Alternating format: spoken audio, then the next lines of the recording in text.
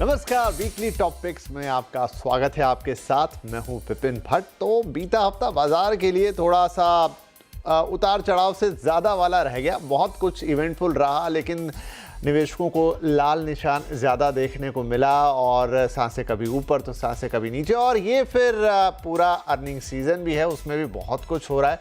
तो इस हफ्ते से हम क्या टेक अवे लेंगे, अगले हफ्ते में किस तरीके से जाएंगे, साथ ही इस पूरे अर्निंग सीजन का क्या एक मोटी कहानी निकल कर आ रही है, उस पर भी बातचीत करेंगे। और बाजार की आगे की चाल कैसी रह सकती है, उसकी भी बात होगी। और जी हाँ, टॉपिक्स तो आपको बताएंगे ही बताएंगे। और सारी बातचीत करने के लिए हमारे साथ हैं मोतीलाल ओसवाल फाइनेंशियल के एवीपी सिद्धार्थ केमका जी और आनंद राठी के head of equity research Narendra Solanki ji. आप दोनों का बहुत बहुत स्वागत है। तो सिद्धार्थ जी, अगर इस हफ्ते की बात करूं तो बाजार ने काफ़ी लाल रंग देखा, बहुत उतार चढ़ाव गए, काफ़ी इवेंटफुल भी रहा। ओवरऑल आपके लिए ये हफ्ता क्या एक टेक अवे देके जा रहा है? जी शुक्रिया विपिन जी। सबसे पहले सभी दर्शकों को नमस्कार। अगर आप देखें तो मार्केट में उतार-चढ़ाव बना, काफ़ी वोलेटिलिटी थी ग्लोबली। बड़े इवेंट्स हुए जहां पर यूएस में प्रेसिडेंशियल इलेक्शन आउटकम आया और जो थोड़ा एक पॉलिटिकल अनसर्टेनिटी था, अब वो थोड़ा कम होता हुआ दिख रहा है। डोनाल्ड ट्रंप क्लियर मेजॉरिटी के साथ आ रहे हैं एज़ द नेक्स्ट प्रेसिडेंट। तो उसको लेकर भी थोड़ी उत्साह है इंडियन इन्वेस्टर्स में। कुछ सेक्टर्स हैं जो एक्सपोर्ट लिंक सेक्टर्स हैं, वहाँ उम्मीद करते हैं कि थोड़ी-सी सपोर्ट मिलेगी, क्योंकि ट्रम्प जी का जो एक पॉलिसी है वो टू अगेंस्ट चाइना रहेगा, ऐसा एक अनुमान है, जिसकी वजह से चाइना प्लस वन जो एक थीम है वो प्ले आउट करे। प्लस जो वो कॉर्पोरेट टैक्स कट करने की बात कर रहे हैं, जिससे इकोनॉमिक ग्रोथ हो और कॉर्पोरेट स्पेंडिंग बढ़े, उससे एक डायरेक्ट बेनिफिशियरी हमें लगता है कि एक आईटी सेक्टर को मिले। तो ये 2-3 जो पॉजिटिव्स हैं, उसके बाद हमने देखा कि यूएस फेड ने रेट कट किया, बैंक ऑफ इंग्लैंड ने रेट कट किया, तो ये ग्लोबल इवेंट्स था। अगर आप बैक होम अगर डोमेस्टिक मार्केट की बात करें तो रिजल्ट्स नतीजे उतने बेटर नहीं आ रहे हैं, और जो एक सबसे बड़ा कंसर्न है वो है कंसिस्टेंट एफआई सेलिंग। अक्टूबर में तो हमने देखा ही, नवंबर में भी ये अभी तक कंटिन्यूअस रिलेंटलेस एफआई सेलिंग चल रही है, बरकरार है, जो मार्केट को प्रेशर में डाल रही है। तो आगे चलकर यही लग रहा है कि थोड़ा जो ग्लोबल फैक्टर्स है थोड़ा मिक्स्ड रहेगा, और डोमेस्टिक में लास्ट लेग ऑफ जो अगले हफ्ते last leg of Q two नतीजे आएंगे, उसे मार्केट पे फोकस करेगा। और थोड़ा बहुत अगर बिकवाली अगर एफआई से कंटिन्यू रहे तो मार्केट थोड़ा और सबड्यूड रहने की एक्सपेक्टेशंस है। राइट। नरेंद्र साहब, आपका क्या टेक होगा? ये हफ्ता तो ठीक है, क्योंकि काफ़ी वॉलेटिलिटी थी इसके अंदर, लेकिन अगर हम Q2 के रिजल्ट सीज़न की बात करें तो वहाँ पर भी, जैसा अभी सिद्धार्थ जी ने भी कहा, कि बहुत ऐसा रोज़ी पिक्चर तो नहीं है हमारे सामने। कुछ चिंताएं इनफैक्ट उभर रही हैं। वीक एफएमसीजी डिमांड साफ साफ दिख रही है, खासतौर पे अर्बन कंजम्पशन के इश्यूज़ हैं। आईटी के अपनी कुछ चीज़ें हैं। बैंकिंग में प्रॉफिट इम्प्रूव हुए हैं, लेकिन फिर भी आई थिंक एसेट क्वालिटी को लेकर वैसे तो पॉजिटिव है, लेकिन कुछ कुछ ऐसी चीज़ें हैं जो आपको पूरी तरह शायद अश्योर ना होने दें, पूरी तरह से वो आराम से राहत वाली सांस ना लेने दें। कैसे देख रहे हैं आप? जी डेफिनेटली। जो अभी तक मेरे ख्याल से ऑलमोस्ट 42 कंपनीज के निफ्टी के रिजल्ट आ चुके हैं, तो जो लगभग होंगे ऑलमोस्ट 85-90% रिजल्ट हो चुके हैं ना, और नेक्स्ट वीक ऑलमोस्ट सारे रिजल्ट आ जाएंगे। तो डेफिनेटली रिजल्ट्स में काफी डिसअपॉइंट किया है मार्केट्स को। जो एक्सपेक्टेशंस थी उस हिसाब से नहीं आए हैं। इवन अगर आप एफएमसीजी कंजम्पशन की बात करें तो कहीं कहीं पे हमें वॉल्यूम ग्रोथ भी उत्साहजनक नहीं दिखी है, और खासकर अर्बन स्पेस में एक सिग्निफिकेंट स्लो डाउन आया है। बहुत दोनों consumer as well as auto segment में भी अगर बात करें तो यहाँ पे डेफिनेटली थोड़ी सी चिंता है। लेकिन जिस हिसाब से अगर आप फास्ट मूविंग डेटा देखेंगे तो जो मैन्युफैक्चरिंग में हल्का सा हमें आईआईपी में दिखा, लेकिन पीएमआई में वापस थोड़ी सी रिकवरी आई है। तो मेरे ख्याल से यहाँ पे थोड़ा मिक्स सिग्नल्स है, और नेक्स्ट वीक मार्केट स्टेबलाइज होना चाहिए। एफआईज का फ्लो डेफिनेटली नेगेटिव ही रहा है, इवन नवंबर में भी, इस मंथ भी। लेकिन जो इंटेंसिटी है वो थोड़ी सी कम हुई है अक्टूबर के मुकाबले। तो नेक्स्ट वीक मुझे लगता है मेजर डिसअपॉइंटमेंट रिजल्ट्स में, बिकॉज सारे रिजल्ट ऑलमोस्ट आ चुके हैं, तो अब कोई बचा नहीं है। और जो बाहर का भी जो एक बड़ा इवेंट था वो भी निकल पास ऑन हो चुका है। और नेक्स्ट वीक कुछ डेटा स्पेसिफिक भी नहीं है, सिर्फ यूएस का सीपीआई का डेटा आने वाला है, वो थोड़ी सी नजर रहेगी ट्यूसडे या वेडनेसडे को। तो मार्केट स्टेबलाइज होना चाहिए नेक्स्ट वीक। हम्म।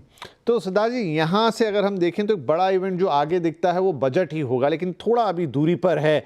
मीनवाइल ये जो एक दो महीने हैं, उसमें किस तरीके का बाजार, अब एफआईआई कंसर्न अपनी जगह, फिर ईयर एंड भी आएगा, उसमें फिर एक अलग तरीके का रुख होता है एफआईआई का, बहुत कुछ वहाँ से निर्भर करता है। एंड जो पूरा वर्ल्ड सिनेरियो है, पूरा ग्लोबल सिनेरियो है, वो भी आप सर्टेन नहीं हो सकते किसी चीज़ को लेके, कब कौन सी चीज़ किधर मुड़ जाए। तो ऐसे में जो अभी बाजार ने ट्रेंड्स दिखाएं, क्या यही थोड़ा कॉशियस ट्रेंड रहेगा, या फिर आप कुछ ज़्यादा अलग चीज़ देख रहे हैं यहाँ से? जी, बिल्कुल विपिन जी, देखिए 2-3 फैक्टर्स हैं। सबसे पहला तो अर्निंग सीज़न खत्म हो जाएगा और इस अर्निंग सीज़न ने क्लियरली हमें एक चीज़ जो निकल कर आ रही है कि जहाँ-जहाँ अर्निंग्स ग्रोथ स्ट्रॉन्ग है, वहाँ पर मार्केट फ़ोकस अगर आप करिएगा तो आपको रिटर्न्स आने की उम्मीदें हैं। मार्केट ने रिवॉर्ड किया उन सभी कंपनीज़ को, सेक्टर्स को जहाँ अर्निंग्स ग्रोथ आ रही है। और एक दूसरा एक फ़ोकस एरिया है जो डोमेस्टिक इकोनॉमी लिंक्ड सेक्टर्स है, वहाँ पर अगेन हमने देखा कि थोड़ा-सा कम वोलेटिलिटी है, थोड़ा-सा ग्रोथ अपॉर्च्युनिटी है। तो ये 2 लर्निंग्स हैं जिसको लेकर हम अगले 2 महीने अगर आप सोचे तो वो हम अपने इन्वेस्टर्स को, क्लाइंट्स को यही सलाह दे रहे हैं कि फ़ोकस करिए जहाँ रिज़ल्ट स्ट्रॉन्ग आ रहे हैं और थोड़ा डोमेस्टिक सेक्टर फ़ोकस्ड वहाँ रहे। तीसरा एक चीज़ है जो अब ऑलमोस्ट दिवाली जा चुकी है, जो फेस्टिव सीज़न खत्म हो गया है। अब यहाँ से जो एक शुरू होता है ग्रेट इंडियन वेडिंग सीज़न, वो एक उसको लेकर थोड़ी उत्साह है कि कुछ वेडिंग्स को लेकर कुछ सेक्टर्स हैं, वहाँ ग्रोथ आए।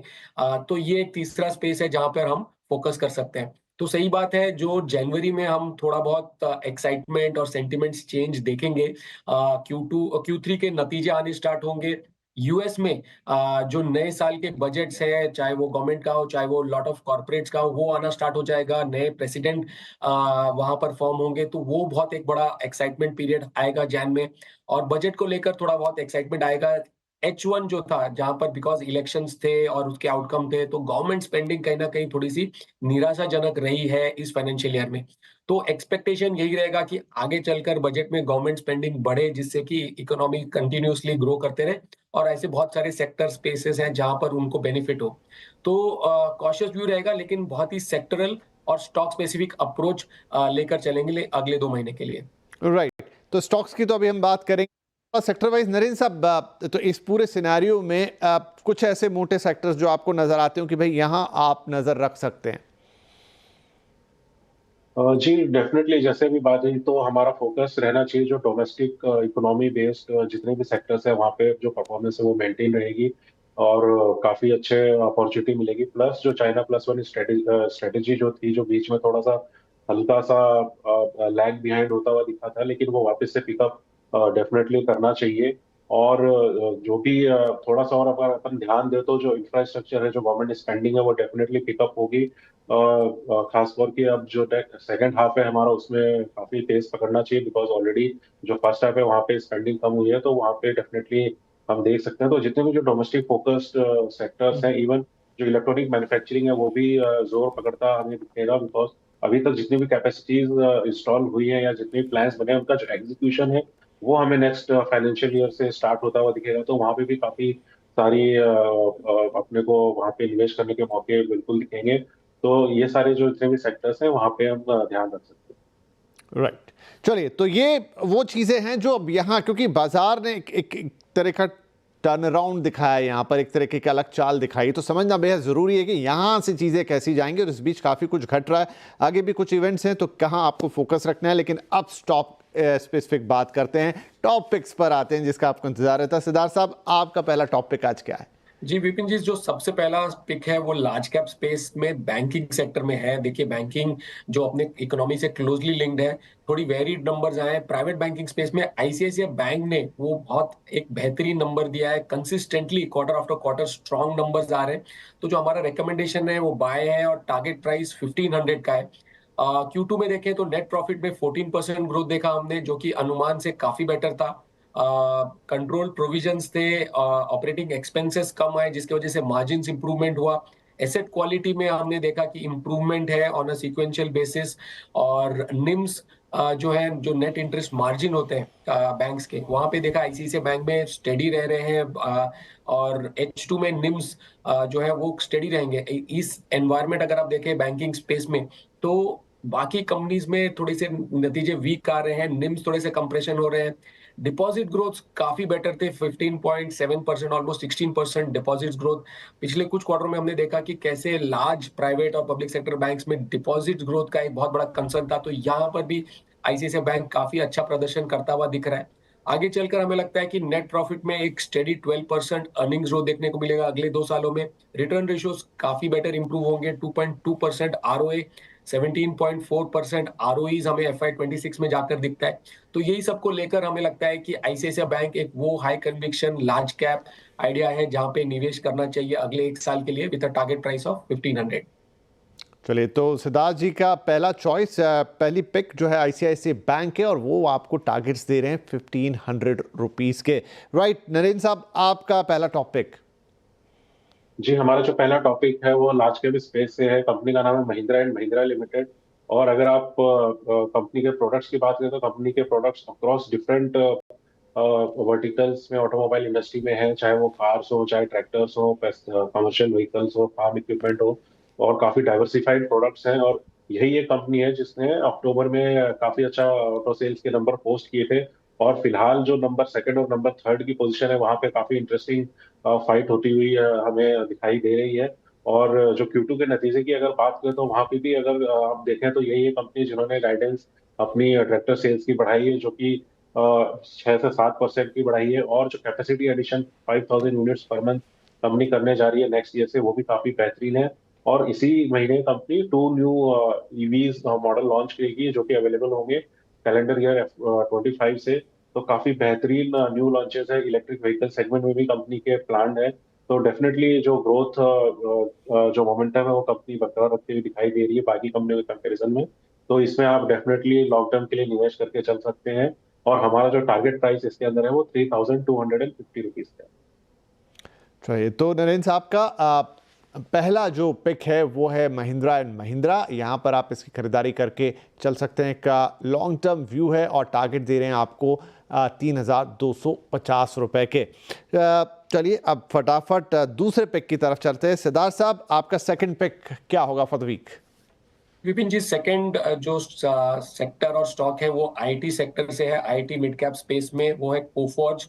हमारा रिकमेंडेशन बाय है, टारगेट प्राइस 10,000 का है।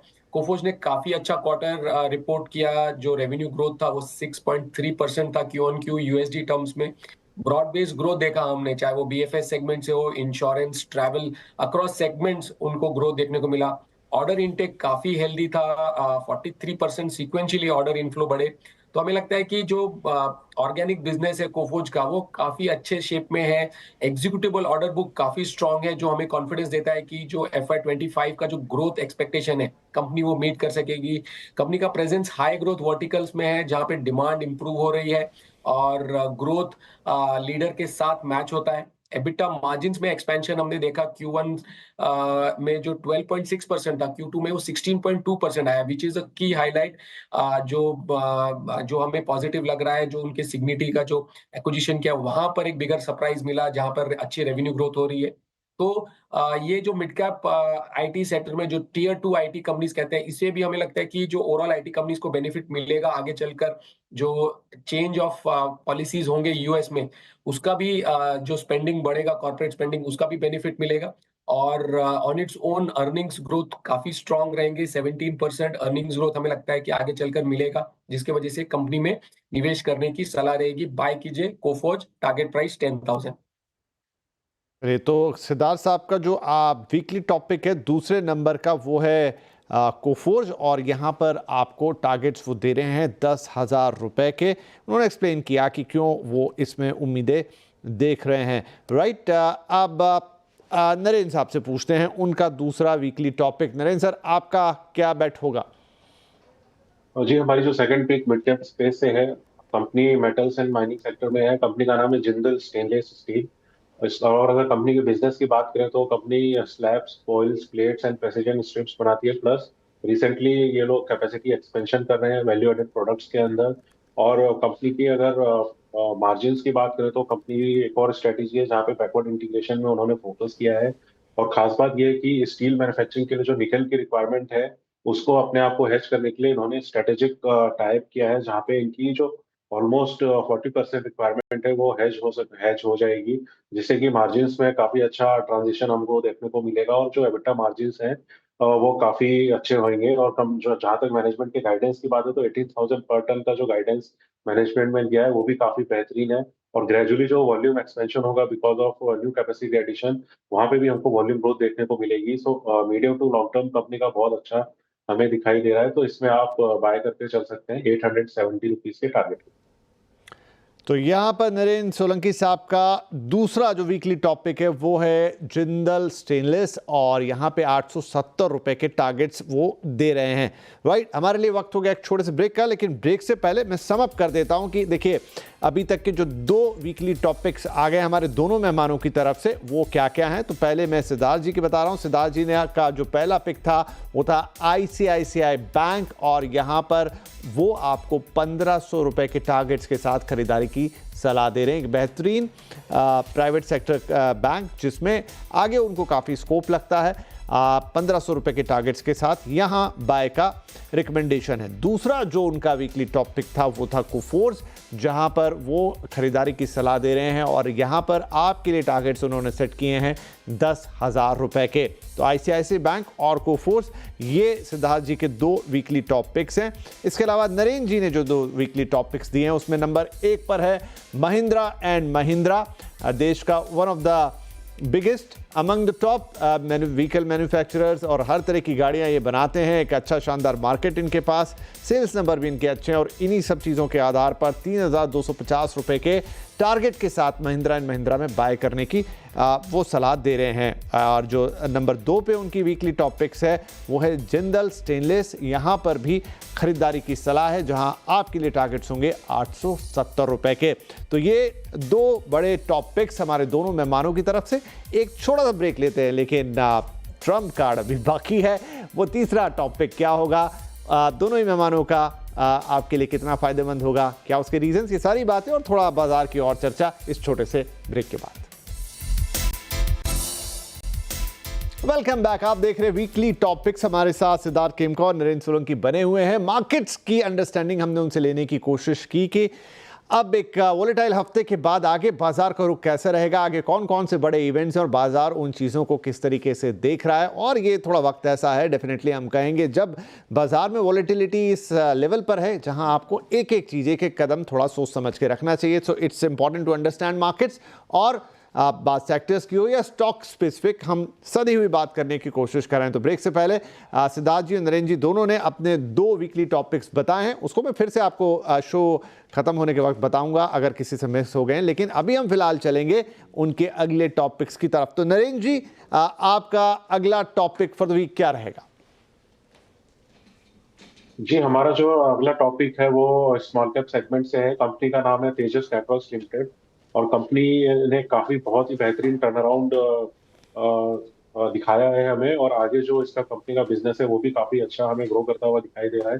और कंपनी के बिजनेस को अगर देखें तो 4,850 के करोड़ के करीब कंपनी की ऑर्डर बुक है और जो BSNL का जो 4G 5G अपग्रेडेशन जो प्लान केपेक्स चल रहा है उसमें कंपनी काफी अहम हिस्सा रखती है। ऑलमोस्ट 30,000 साइट्स कंपनी शिप कर चुकी है और 58,000 के करीब कंपनी को ये कंप्लीट करना है। इसी के साथ ही रेलवेज के जो कोलिजन अवॉइडेंस सिस्टम है वहां पे भी कंपनी काफी अच्छा काम कर रही है और भारत स्टेज 3 एंड स्टेज 4 की जो अपॉर्चुनिटीज है वो भी काफी अच्छी अपॉर्चुनिटीज है कंपनी के बिजनेस के लिए। तो लॉन्ग टर्म के लिए कंपनी के ग्रोथ में जो इंडस्ट्री जो कंपनी की ग्रोथ है वो काफी बेहतरीन हमें दिखाई दे रही है और इसमें आप निवेश करके चल सकते हैं। इसमें हमारा जो टारगेट होगा वो है 1,650 रुपीज का। जी, तो तेजस नेटवर्क रेलवे से जुड़ी हुई कंपनी और आगे काफ़ी सारी उम्मीदें इसमें देख रहे हैं नरेंद्र जी और आपको टारगेट्स दे रहे हैं 1,650 रुपए के। इसमें आप इन्वेस्ट करके चल सकते हैं और एक अच्छा मुनाफा कमा सकते हैं। राइट सिद्धार्थ जी, आपका topic of the week number 3 क्या रहने वाला है? विपिन जी, जो तीसरा पिक है वो डोमेस्टिक मार्केट रिलेटेड है। वो कैपिटल मार्केट थीम से स्टॉक है CAMS, computer age management services. CAMS जो है वो 68% मार्केट शेयर के साथ इंडियन म्यूचुअल फंड इंडस्ट्री का लार्जेस्ट रजिस्ट्रार और ट्रांसफर एजेंट है। तो हमें लगता है कि कैम्स जो है उसमें जो फाइनेंशियलाइजेशन ऑफ सेविंग्स है उसका काफी बड़ा बेनिफिट मिलेगा। इसका 87% रेवेन्यू म्यूचुअल फंड बिजनेस से आता है और 13% नॉन एमएफ बिजनेस है, जैसे कि एआईएफ, पीएमएस, इंश्योरेंस, एनपीएस यहाँ से आता है। Q2 में कंपनी ने काफी स्ट्रॉन्ग नतीजे दिए। रेवेन्यू 33% अप हुआ, एबिटा 39% हुआ। एमएफ सेगमेंट से तो ग्रोथ आ ही रहा है, हम देख रहे हैं मंथ ऑन मंथ कैसे एसआईपीस बढ़ रहे हैं, बट नॉन एमएफ सेगमेंट में भी काफी ग्रोथ हुई। नॉन एमएफ सेगमेंट 13% कंट्रीब्यूट करता है। कंपनी का गाइडेंस है कि उसे अगले 2-3 सालों में बढ़ाकर 20% तक लेके जाए। तो जो स्ट्रक्चरल टेलविंड्स है म्यूचुअल फंड इंडस्ट्री को लेकर, वहां तो हमें लगता है कि काफी स्ट्रॉन्ग ग्रोथ रहेगा ही, जो कि उसके बिजनेस को और रेवेन्यू को बढ़ाएगा। प्लस जो नॉन एमएफ सेगमेंट है वहां पर भी काफी ट्रांजैक्शन बढ़ रहे हैं और जिसको लेकर कैम्स को बेनिफिट मिलेगा। तो ओवरऑल हमें यही लगता है कि फाइनेंशियल्स काफी स्ट्रांग है, हेल्दी है, कैश जनरेशन बिजनेस है और अगले 3 से 4 साल में देखेंगे काफी ग्रोथ कैम्स को मिलेगा। तो जो ओवरऑल हमारा अनुमान है 20% रेवेन्यू और 26% पैट ग्रोथ अगले 2-3 सालों में कंपनी कंसिस्टेंटली करती रहेगी। तो इसी को लेकर बाय रिकमेंडेशन है, टारगेट प्राइस 5500। ठीक है, तो वीकली टॉपिक्स नंबर 3 कैम्स सिद्धार्थ खेमका जी बता रहे हैं, जहां पर 5,500 रुपए के टारगेट्स आपके लिए दे रहे हैं। कंपनी से काफ़ी उम्मीदें रखते हैं और चार्ट्स पे काफ़ी अच्छी नज़र आती है कंपनी। चार्ट्स मीन से उनके फंडामेंटल्स पर किस तरह के आगे चल के उनको चीज़ें मिलनी है, उनको चीज़ें करनी हैं, उस लिहाज से 5,500 रुपए के टारगेट्स के साथ कैम्स का रिकमेंडेशन। राइट, अब अपने आखिरी लैग में आ गए हैं तो शायद समय इतना ही परमिट करेगा, तो मैं क्विकली रैप अप कर देता हूँ।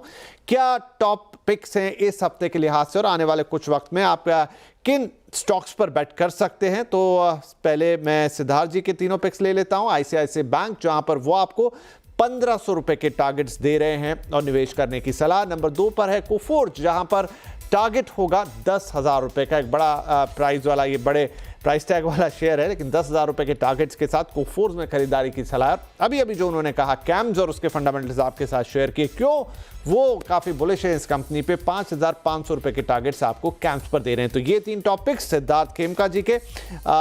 अब नरेंद्र जी के 3 टॉपिक्स, तो महिंद्रा एंड महिंद्रा, उसमें उनकी पहली चॉइस थी, देश का एक बड़ा ऑटो मैन्युफैक्चरर और आगे बहुत अच्छे प्लान्स, और इसीलिए उसमें ग्रोथ की उम्मीद इनको दिखाई देती है। 3,250 रुपए के टारगेट्स के साथ ये एक बाय रिकमेंडेशन है। जिंदल स्टेनलेस के लिए भी खरीदारी की सलाह दे रहे हैं नरेंद्र जी, और टारगेट्स आपके लिए सेट किए हैं 870 रुपए के। इसके अलावा उनका जो तीसरा टॉपिक था वो था तेजस नेटवर्क, एक रेलवे से जुड़ी हुई कंपनी, जहां पर आगे उनकी ऑर्डर बुक्स उन्हें अच्छी स्ट्रॉन्ग दिखाई दे रही हैं। बहुत सारी चीज़ें क्योंकि इंडियन रेलवेज में इस वक्त हो रही है, इसलिए इस कंपनी पर बुलिश हैं। 1,650 रुपए के टारगेट्स के साथ यहाँ पर भी खरीदारी की सलाह। तो ये 6 ऐसे टॉपिक्स जो आपको आगे काफ़ी फ़ायदा पहुंचा सकते हैं।